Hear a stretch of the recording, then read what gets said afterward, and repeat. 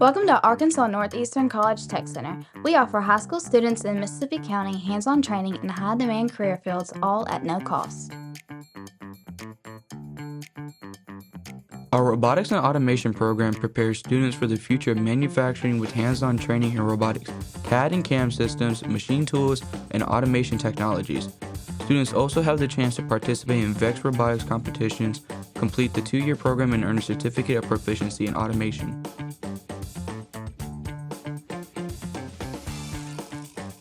The HVAC program gives students the knowledge and skills needed for entry-level roles in heating, ventilation, and air conditioning, from airflow dynamics to residential systems and tubing and piping. This program offers real-world training that sets a foundation for future HVAC careers. In the Construction Technology program, students learn to safely operate tools, work with light equipment, and gain hands-on experience in concrete, scaffolding, and site layout. This pathway leads to a certificate of proficiency in construction. Our welding program builds real, marketable skills through step-by-step, competency-based training. Students work through processes like flux core, MIG, and arc welding, earning a certificate of proficiency in welding.